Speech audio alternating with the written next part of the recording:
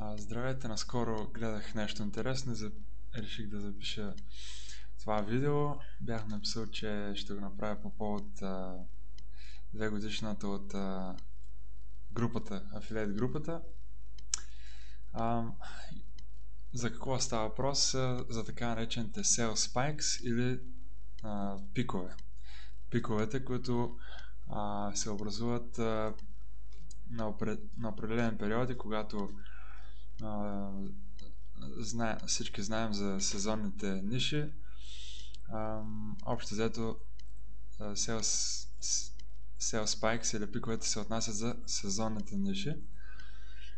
Повечето категории имат един или повече пика, могат да имат дори повече от един пик. Ето един пример за булчински рокли. Ще използвам английските наименования, за да не губя време в търсене на точен превод.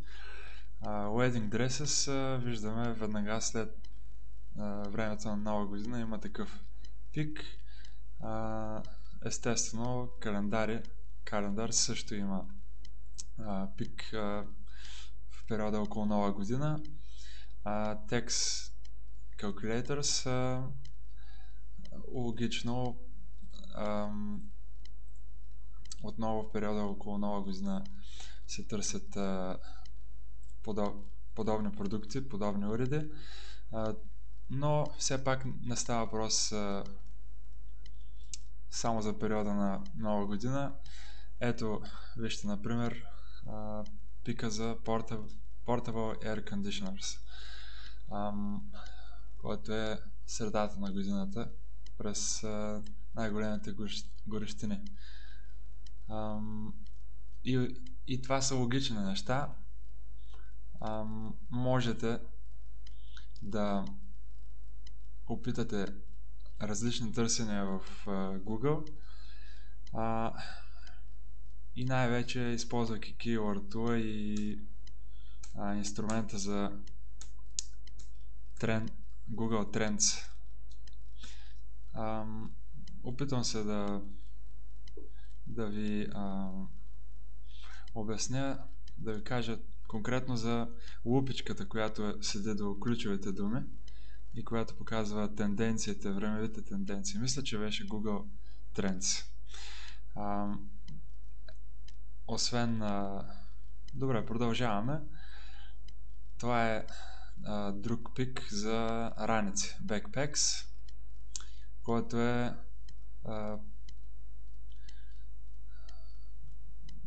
смея да твърдя, че за периода преди големите летни отпуски. Но, разбира се, между 1 ноември и 25 декември са най-значимите пикове за много категории продукти в много ниши. Ето малко цифри.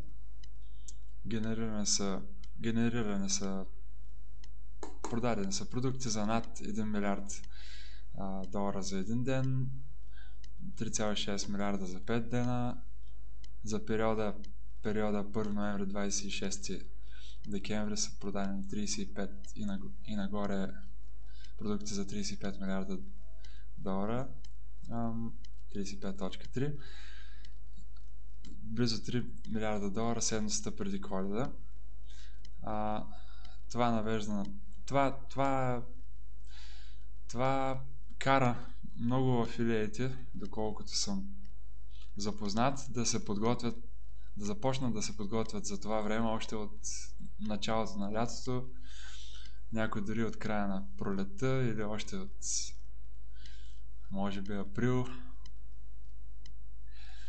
защото наистина печалбите са най-малки. Ето някои от пиковете за играчки, за плазмени телевизори, за бутуши, за coffee makers. Всяка година много от них ще увеличават оборотите си. Стратегията, за която се сетих, е, че може да имаме няколко сайта в различни ниши и да се опитаме да хващаме различни пикове с различни продукти.